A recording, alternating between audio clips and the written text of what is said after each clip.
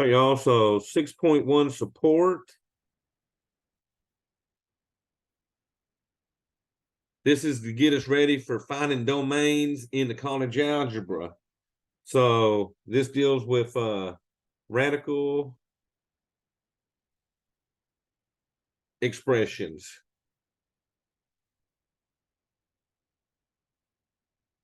The radicals come in this form.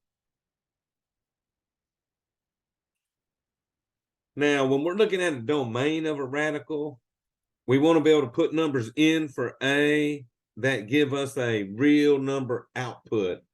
So when we're dealing with radicals, the smallest number we can take the square root of is a 0. Okay. If we try to take square roots of negative numbers, that's where those imaginary numbers came from. So when we're dealing with radicals, the A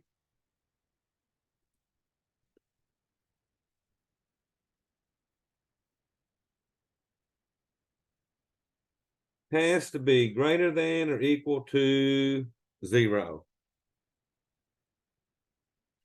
Okay, so remember, if that's a -1, that's where we got the I from, okay? So cannot be negative under a radical. So for the domain,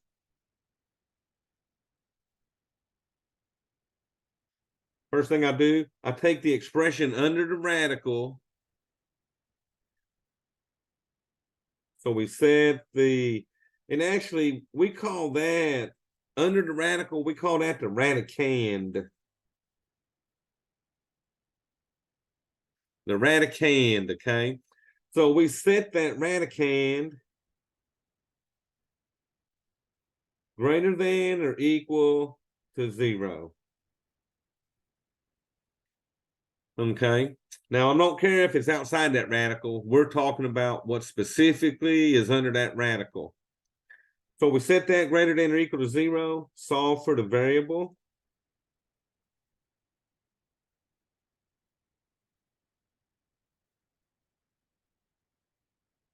And once we solve the variable, we write the answer. So we're going to write it in interval or set builder notation.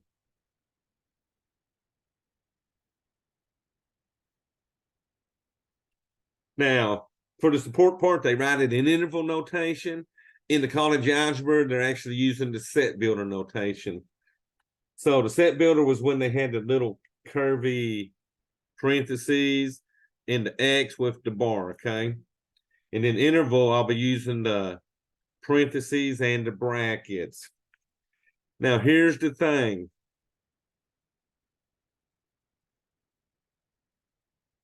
When we're using interval notation for radicals, since it can be greater than or equal to 0, we're going to use brackets around the numbers.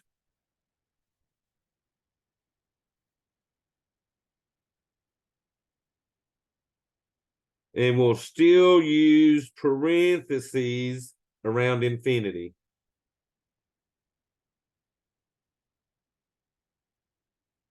Okay. But since you got the equals on these, we got to use brackets around the numbers for these, okay? So there's only 3 of these in support, and they'll say find the domain. And then we're going to write in interval notation.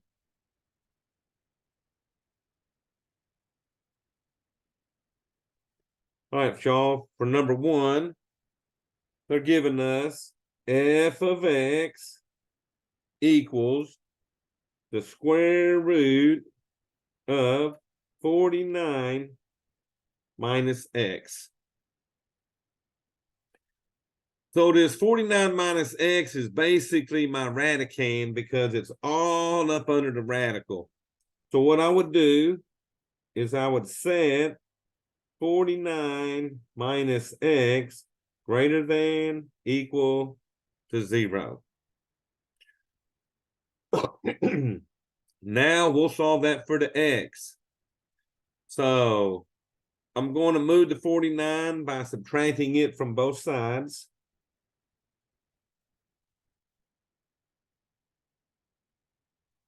So y'all, we bring down our negative x on the left side. That's going to be greater than or equal to a negative 49. So y'all, if you were solving that for the x, what's our next step on this? Divide by -1.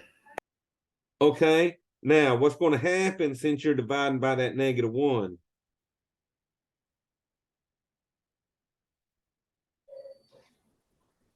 It's going to become a positive. Uh-huh. But remember, I'm dividing by negative. What y'all going to do with this little inequality? Oh, change the sign. Sorry. Change it. There you go. So it was greater than or equals. Now it's going to be less than or equals. So y'all, that dividing by that negative flips it around. And there you go. You're going to get positive x less than or equal positive 49. So 49 is the largest x I can put in here because 49 minus 49 is going to give me 0 on that. So since 49 is the largest number I can be for our interval on this one would come in from negative infinity because all these negative numbers will work until I get to my 49. So we're going to come in from negative infinity on this one until we hit 49. And y'all remember, around my numbers, I got to put brackets. And there's my domain in set builder, in interval notation.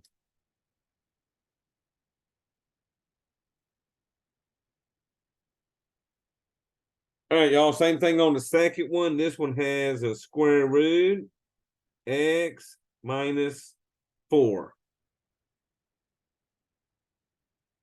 So the x minus 4 again is under the radical. So we're going to set x minus 4 greater to equal to 0.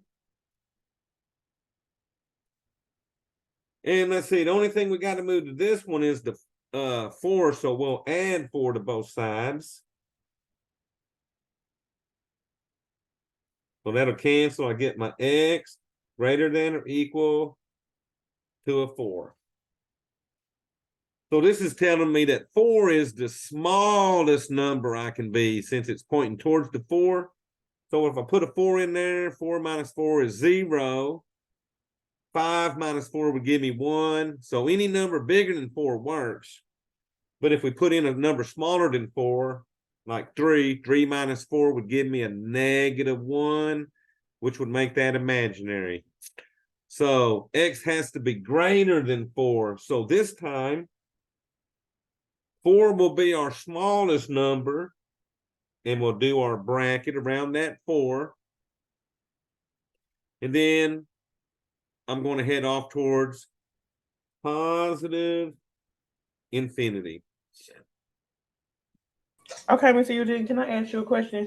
I Mm-hmm. never understood why. You see how on the other problem, 49 minus x, I just want to make sure like my scenario is right. Uh-huh. Did you see how you subtracted 49 from each side on that one? Then on Uh-huh. the second one, you added 4 instead of subtracting it. Is it because 4 was behind the minus?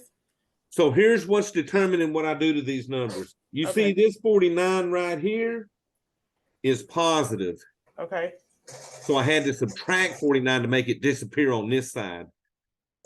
And Got it. Okay.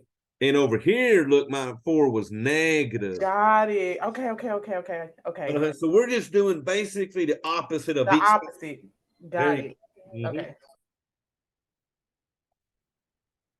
All right, y'all, let's see what y'all do here. F of x equals 10 minus x. So, y'all, what's the domain of this function?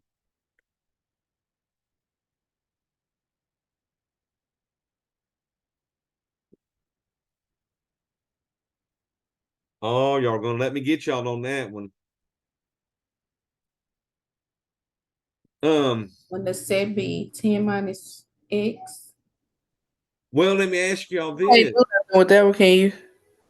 This one don't have a, guess what? It don't have a radical on it, does it?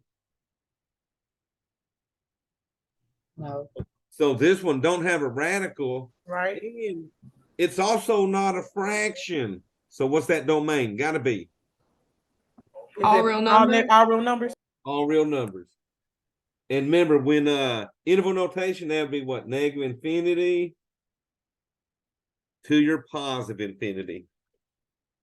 So just like when we had the fractions doing that way back on test 1, if your function does not have a fraction or a radical, it's going to be good for all real numbers. All right, y'all. So now we'll start playing with some 6.1 college algebra. And there's only one domain on it, and then the rest is just looking at graphs, okay? So let's start on 6.1 college algebra, and this is radical functions.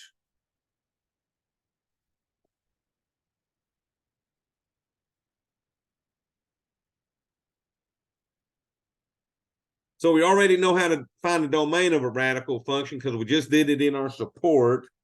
So for this one problem, they want to determine the domain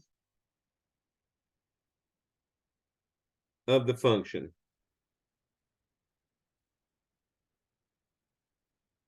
Now, the only difference is here, on this one, we're going to use set builder notation.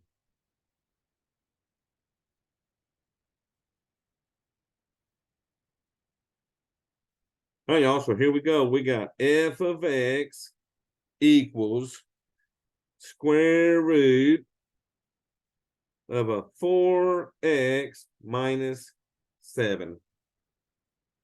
All right, so we do have a radical on it, so we'll take this 4x minus 7 And set it to 0. and set it to my 0.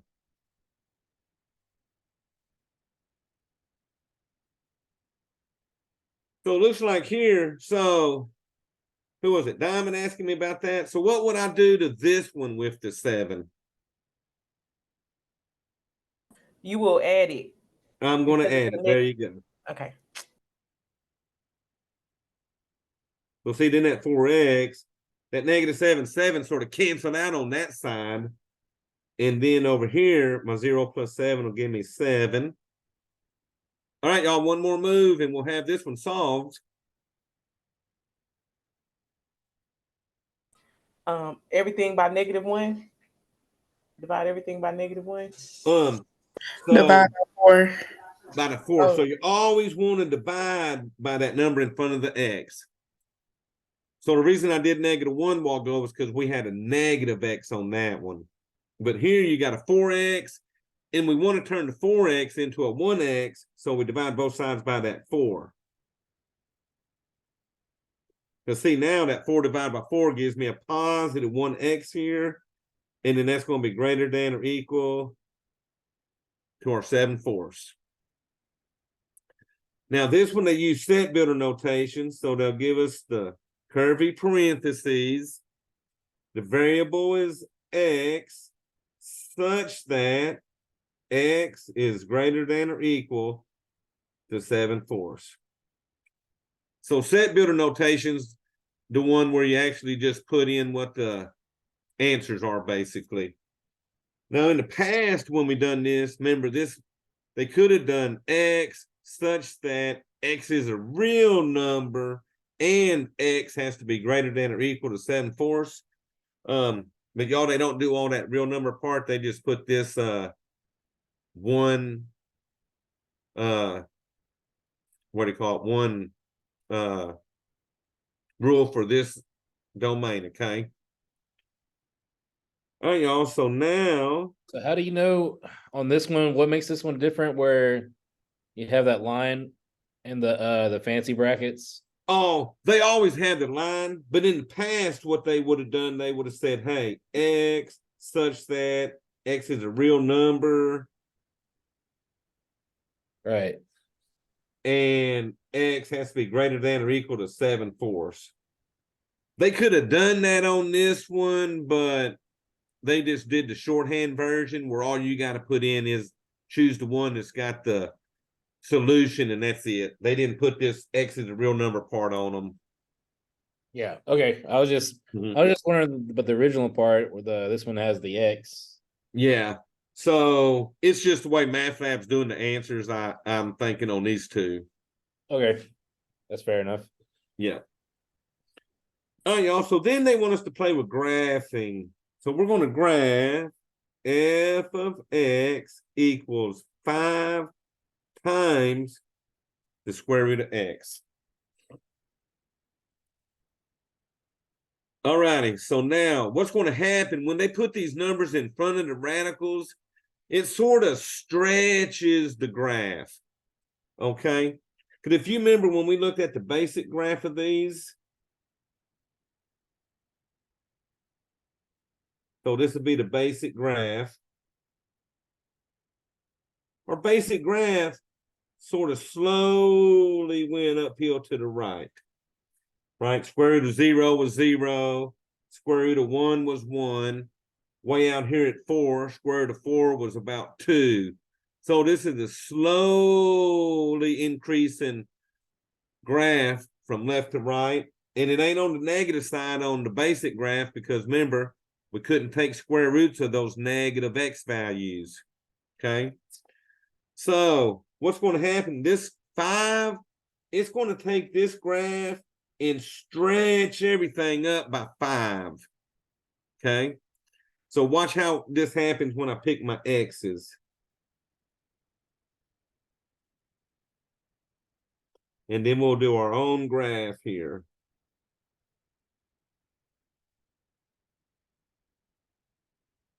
So y'all let me see what kind of numbers we get on these table here before I scale this out.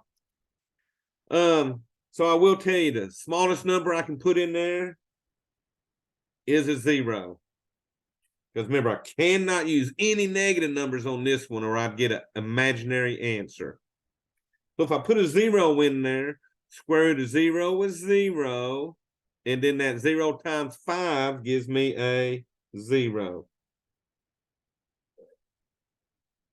So I will be at 0, 0 on this. So let me go out about 5 to start.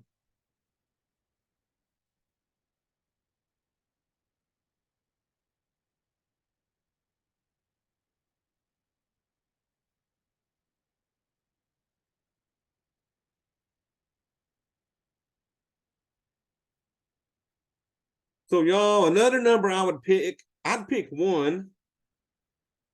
I'd use an x value of 1 because square root of 1 is 1 and 1 times 5 will give me 5. So see now when I'm at 1, my graph is up here at 5.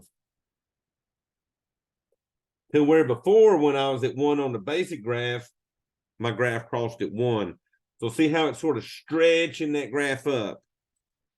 So y'all just be curious. What's the next x that I would pick? 2. And 5. 4. oh, 4. Who said 4? That's what I would pick. I won't pick a 2 because square root of 2 is a long, ugly decimal. And the square root of 5 would be a long, ugly decimal. So numbers you want to pick when you got a radical like this are numbers that have square roots. So 4 has a square root. So if I put a 4 in there, square root of 4 is 2. It's going to be 10. And that's going to be a 10. There you go. So notice when I'm at 2, my graph is way up here somewhere at a 10. So it just took my graph and stretched it on up. Now, the next number I'd have picked would be, what, a 9? Because if you put a 9 in there, square root of 9 would be 3. So on these, you want this part under that radical to end up as a perfect square so that when you take the square root, you get a nice number out of that. All right, so let's try, let's see what I got next. How about this one, graph f of x. Now, y'all, I'll show you real quick. Let me do that 5 square root of x on our calculator. So let's see, we can go to share my calculator. So I'll just show you how to graph one of these, where that radical is and stuff. So I got my 5, so I'm going to hit 5. Then I got the square root of x. So to get the square root, you hit the second button, the blue one. And then down here, the x2 button. You see that little blue radical above it? So you hit that and then put your x up under there. So now I would hit graph just to look at it. And there you go. Sort of goes uphill really quick on that, okay? Now, if you look at the table, look, they couldn't pick no numbers that were less than 0 for that radical, or you get an error message. And that error message is because those are imaginary answers taking the square roots of that -1. But look, 1 gave me a nice number. See, if I'd have put a 2 in there, I'd have had to figure out where 7.0711 was at. But when we got to the 4, we got 10. So next perfect square is 9. So everything else is going to be decimals until you get to that 9. Okay.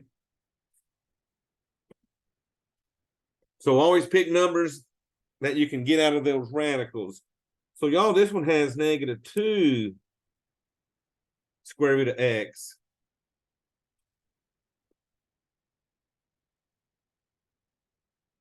All right, so on this one, I still got just the x under the radical. So I'm going to pick the same 3 numbers I did up here. A 0, 1, and a 4.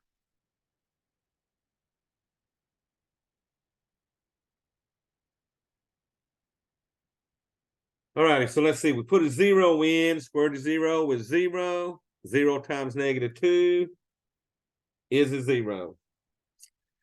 Now, if we put a 1 in there, square root of 1 is 1. 1 times -2 is a -2. So remember, they got a negative in front of this function. So remember, when I put negatives in front of the function, it's going to reflect me over this x-axis. It's going to make all these positive y values negative because of that negative. All right, y'all, let's put a 4 in there. Square root of 4 is 2. 2 times -2 gives us a -4. So let's throw out about 5 on this.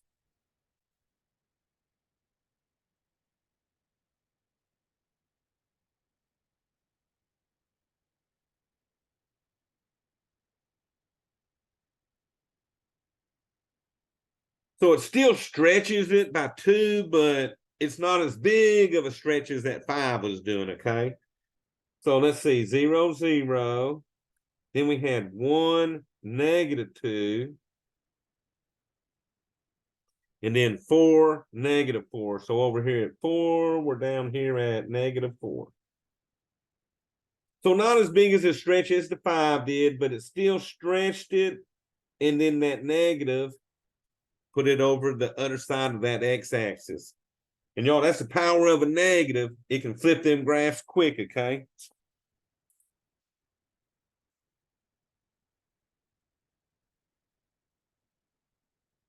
All righty, y'all. So let's see. Let me do a couple more graphs.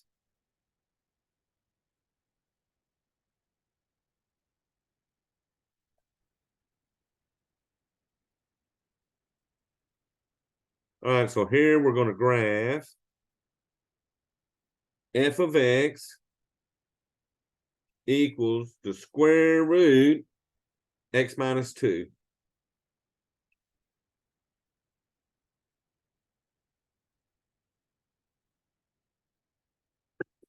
So y'all, guess what? I probably won't put a 0 on this one because 0 minus 2 was going to make that a -2 under that radical. So if 0's the smallest number I can take the square root of, what does this x have to be to turn this into a 0? A 2. It's going to be a 2. And then next, make that equal 1 under there. So to get a 1 under there, I would do what? 3 minus 2. So I'm going to pick a 3 next.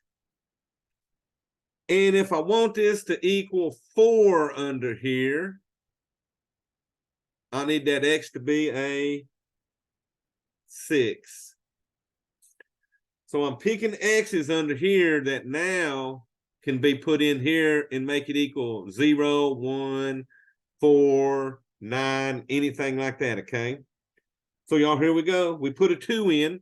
2 minus 2 is 0. Square root of 0 is 0. I put a 3 in here. 3 minus 2 is 1. Square root of 1 is 1. And then we'll put a 6 in here. 6 minus 2 is 4. Square root of 4 is 2. So y'all remember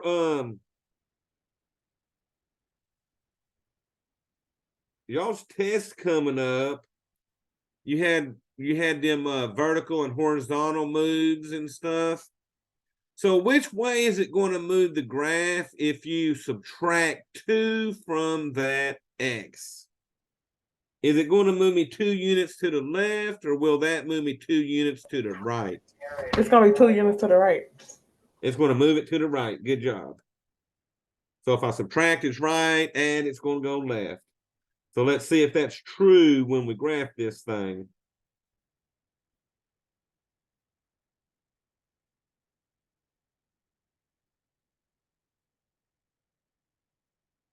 So 2, 0. Yeah, look, there's the 0 was over here in the center, but now it did move it over 2.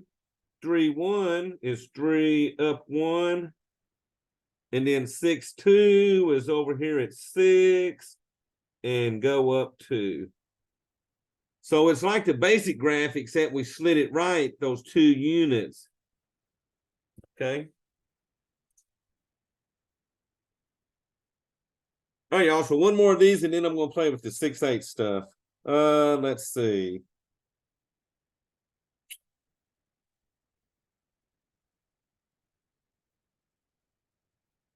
F of x equals square root 10 plus 2x.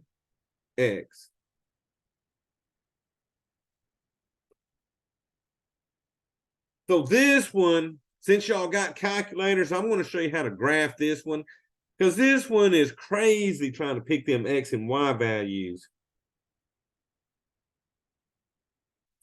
So let me show you how to graph something like this on the calculator, and then I'll show you what kind of x's you would have picked on this thing. So I'm going to go to our calculator. I'm going to y equals and clear this. So I had a square root first, so second x squared, and then it was 10 plus 2x.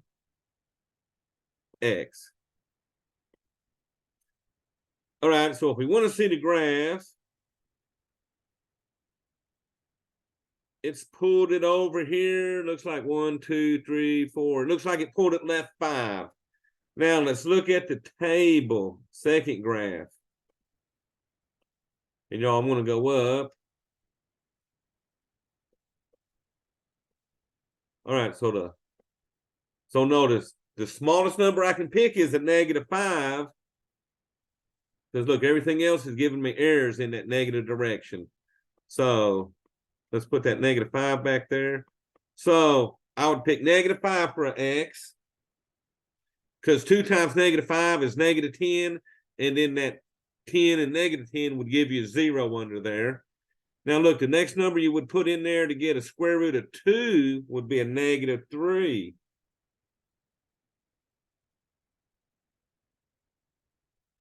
And then let's see. The next number I could put in there would be a 3 for the x to get a square root of 4. Notice I'm not getting them odd numbers this time because of that 10 and that 2.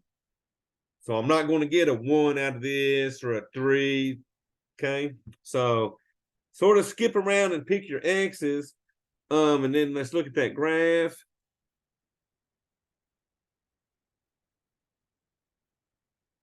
All right, so notice it went left 5. 1, 2, 3, 4, 5. I'm gonna draw my graph real quick before I go put my numbers on it.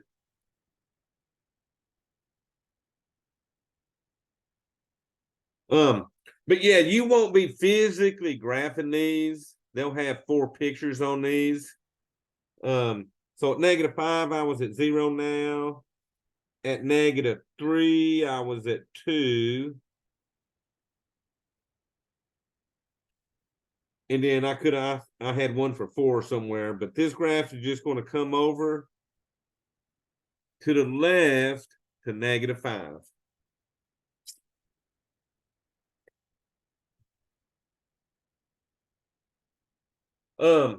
But y'all remember, every single one of these I did can be done on your calculator, okay? And just look at the graphs. They'll have one where they move it right, one where they move it left, one where they probably go up, and one where they probably come down. So they'll probably shift them in every direction trying to mess with you, but once you graph them, you're good to go. So now let's get into 6.8. And this is college algebra, increasing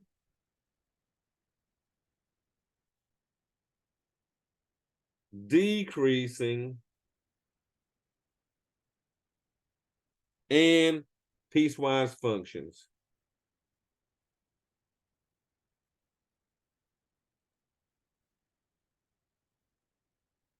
So we'll do, now it'll have more problems. We're going to get about halfway through this one, okay?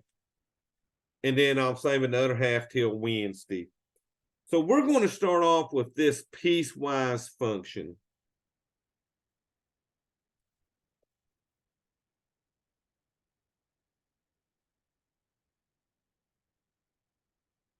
So y'all, a piecewise function, they're going to give me 2 or 3 equations.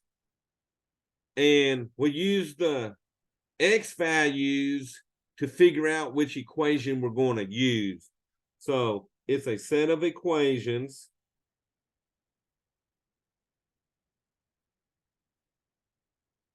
All right, let me let one in real quick. So a set of equations in which the domain determines which equation is used to evaluate it.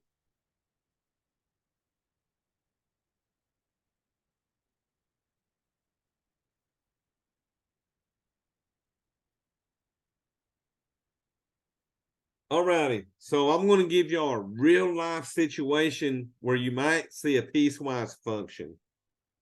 Okay. Now, any of y'all ever work by the hour? Yes. All right, so I say you use the piecewise function in your lifetime.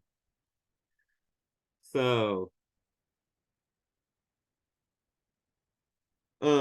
so if you did work by the hour, you should have had one formula you could use if you worked up to 40 hours. You just multiply your hours times your time. I mean, your rate of pay.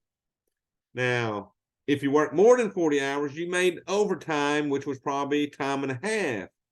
So I'm going to do this based on $15 an hour. So T represents time on here, and our time will be in hours. So if I made $15 an hour, my check will be 15 times my T, right? Number of hours times 15 would give me my pay. Now I can use this for my T less than or equal to 40 hours.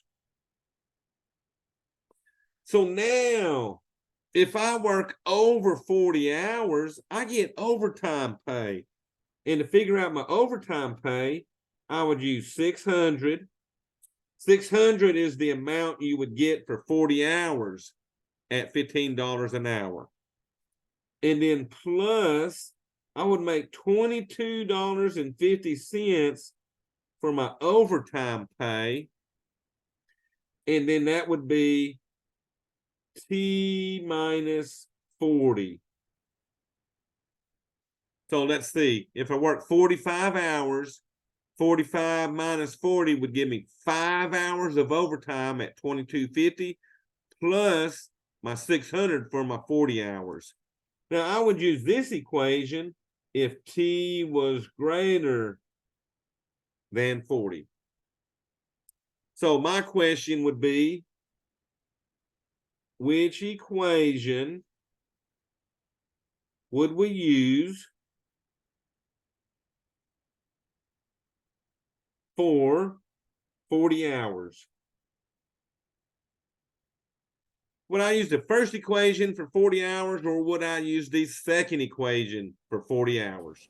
You would use the first one. I would use the first one because it's got that equals, and 40 equals 40, so I would use the first one. So I would use the 15 times T. All right, which equation would we use for, oh, let's say 47 hours?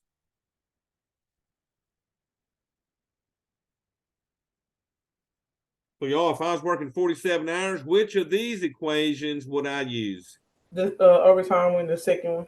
There you go. The 600 plus 2250 T minus 40. Good job. All righty. So whatever value they give me, I'm going to see which domain fits my value they give me, and then I'll choose that equation. So let's see how MathLab does it. So MathLab is giving me, they want us to find f of a -5 given f of x equals, and y'all, they got 3 equations for this one. It equals x squared for any x less than -5. All right, let me let another one in real quick. Shoemaker. All righty. It equals 3x for -5 less than or equal to x less than 3. And then we use the x minus 4 equation for any x that is greater than or equal to 3. So they don't want me to find the value of -5. What they want to know is which equation would we use to find f of -5. Now, later on, when we go Wednesday, we'll actually put the numbers in and see what we get. But on this, they just want to know which equation would we use to find f of -5. So is -5 less than -5? Is -5 less than or equal to -5 less than 3? Or is -5 greater than or equal to 3? So y'all, would I use the x squared equation, the 3x equation, or the x minus 4? The 3x.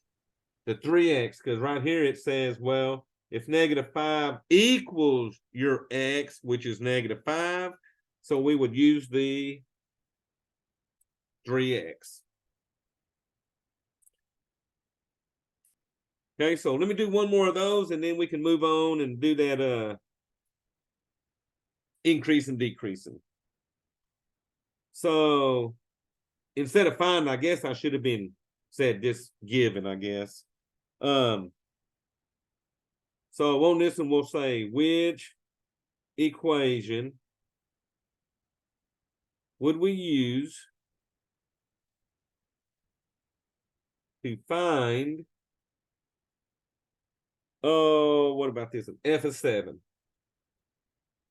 Now they're giving us f of x equals, and y'all, this one has 3 equations also. It equals x minus 4 for any x less than -4. It equals x squared for -4 less than or equal to our x less than 3. And then let's see, they got it equals 7x for any x that is greater than or equal to 3. So which one would we use to find f of 7? My x minus 4, my x squared, or my 7x? Would it be the 7x? It'll be the 7x because that 7 is greater than or equal to 3. So we would use the 7x. So y'all, that's what they're just going to hit you with in the beginning when you're playing with these. They're going to give you a system of equations and a number value, and they just want you to pick which equation to use. Now, later in life, we'll actually put that 7 into the x and then get what? 7 times 7 and get 49 out of that. But for right now, the first 3 or 4 problems, you got to do the picking and that's it. Okay. All right. Mr. Eugene, can I see that paper one more time? So let me see. So right there. Thank you.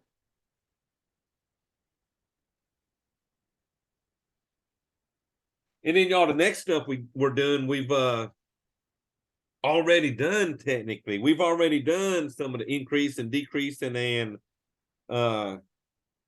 constant. So Yeah, but the map that I know that you about to go over, not map, the graph, sorry. The graph that I know you're about to do, that one is a little difficult for me because it's harder to tell on the ones that are I think I know which one you about to do. Like the one where it's like, let me show you some pictures. Okay. One of them look like that.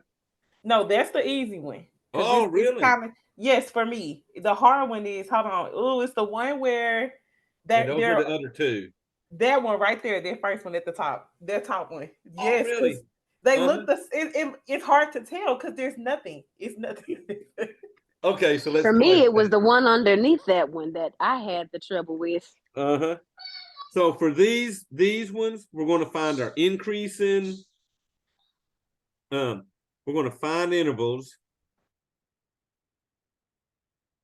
of increasing, decreasing, and constant. All righty, and I guess I'll graph them over here and write my answers over here somewhere. So let's see this first one over here at -4. So 1, 2, 3 at -4 and down 3. 1, 2, 3. I got my first point right here. I got one at +4, -3. So 1, 2, 3, 4. 1, 2, 3. All right, they got a straight line going across that. And then this side is crossing right here, which don't matter. Goes up. And then over here, let's see. It's sort of crossing right through there.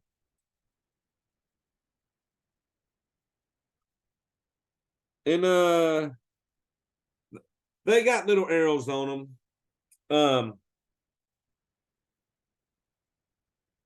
And actually in the thing, they stopped right here on this one. It stops right at the x-axis. But y'all remember, them arrows mean these lines keep going forever and ever in both directions. So the first thing they want us to find is our increasing.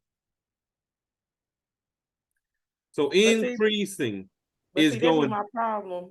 I'm sorry, Mr. Jim, but see, I'm just telling you that be where my trouble come from is because they look so much alike. Each side, you can't tell. Oh, I can tell because I got to read this left to right. Okay, go ahead. I'm listening. So watch this. Going to the right. Going to the right, left to right on this. The first part, second part, or third part. Which part's going uphill? Okay. Can I give you a quick hint or tip? Go ahead, cause So how I learned it for the increasing, I always just do it left to right. If it's increasing, it will be from left to right. So that'll be the one on the right. If it's decreasing, it'll be from, like I said, left to right. So it's decreasing on that left side, and then on that right side it's increasing, and then you got the two constants. Yeah. So this That's what how I'm I saying. help myself remember what's increasing and decreasing. Because of course we think increase is just going up. Yeah. Well, left to right. That's the trick to it, right? okay. Although they got an arrow here, that just means that this line goes on forever. It ain't the direction. Right. That's not my Oh. direction. Oh. Do like Yeah, do that's like, where the infinity comes in at negative infinity to positive. yeah. So left to right, the first, second, or third. What are y'all saying is increasing? Which one? Going left to right, which section is increasing? The The third. one on the right. The third section right here. That's increasing. So we know it's increasing. And remember, these always use the curved parentheses. So where does it start increasing from on the x's? So you got to start in the center and figure out what that x value is right here of this point. It's 4. Uh-huh. 4 and 3. Well, 4 is all we needed on that. Oh, okay. The x value. Now, you start increasing at this x value is increasing as I head towards what? I'm just going to keep heading to the right on my x's. What am I heading towards? Infinity? Infinity. Okay, well, okay, I got it. Okay. So from 4 to infinity, and you got to only focus on those x values. So let's see how y'all do on decreasing. So y'all said this first part was decreasing, going downhill left to right. But remember, it's starting way out here. My x's are way out here to the left. Where is it starting at on this one? Is it -4? Oh, well, that's where it ends at. Because remember, here's -4. Negative. But where's it coming in from? I think someone said it. Negative infinity. Negative infinity. There you go. Because see, remember, the line keeps going to the left. So we just say, hey, this thing's coming in from negative I get it infinity now. over here. Okay. Until you hit this x value of this point where it stopped. And you said that was what, -4? Mm-hmm. Okay. And then we got our constant. That's just a little section going straight across. Where does it start and end on the x's? Is it -4 to 4? -4 to 4. There you go. So notice these intervals are all hooked together. Negative infinity to -4 was downhill. -4 to 4, it went constant straight across. And then from 4 to infinity, it went back uphill. So just focus on your directions always going left to right. So good job on that, remembering that with her tip on that, okay?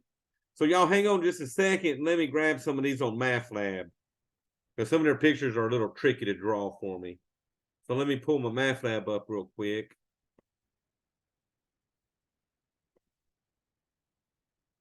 All right, so let's see. I'm through the portal now. Let's see. Come on.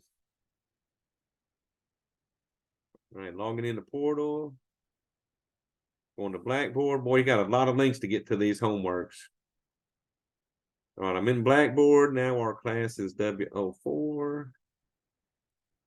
Go to my MathLab links.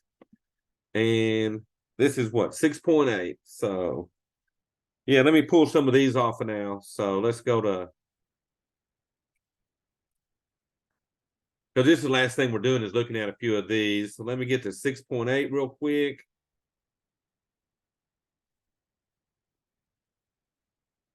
And we're going to preview this.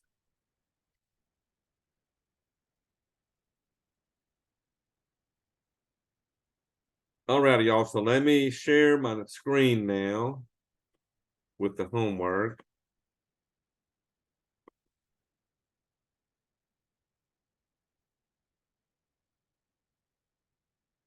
Hey, are y'all seeing? Let me hit y'all with one of these real quick. This piecewise function is given. Which equation, A, B, or C, would y'all use to find f of a negative 11? The 7x. So, Oh, no, it's not. No, it's not. No, it's not. I'm lying. That's greater than 5, equal to or greater than 5. Nope. I'm out on this one. what was that, negative 11? Is it less than negative 1? You would use It's the the first x square. Okay, yeah, because negative 11 is less than negative Yeah. 1, so we would use the x squared, which is C. If it's negative 1 and less than 5, I would use the second one, and then greater than or equal to 5 would have been that top one. So yeah, that's all you do on that, y'all. So let's do the next one. F of 12, A, B, or C? That one's gonna be A. Let me see. Oh, they're putting them out of order over here is what's messing me up. Yeah. X minus 8, that's the greater than 5. There you go. So you'd use X minus 8. So they're going to hit y'all with a few of those. So let me get to number 4, because that's where these started at.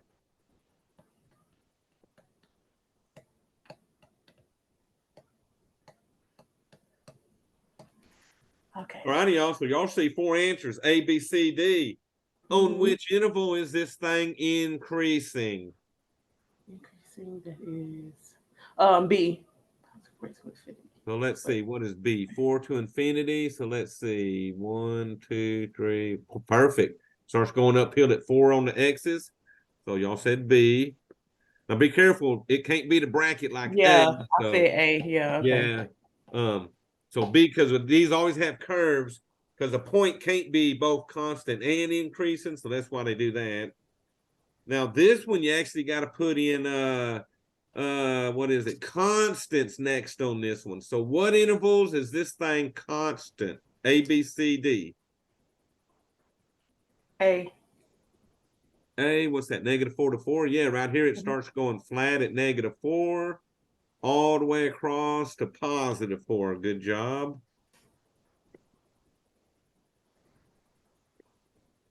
And then guess what?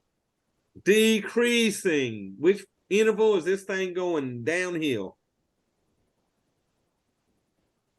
Negative infinity to negative 4. So let's see, negative infinity, negative 4. So we're going to go with C on that one. All right, so y'all doing good now. Let's pull up the big one though. This one y'all don't like. I don't know why though. I like this one better than that one. I was just about to say I actually like this one. It's better than that humpy one. Yes. I don't, So, because I can't see. Like, I don't know where you start, where you finish. so if I'm going left to right, how many of these look like they're going uphill and increasing? You got 4 pieces. How many of them are going uphill? I would 3. say 2. I'm sorry. Yeah, this second piece right here is going uphill, and then the 4th piece over here is going uphill.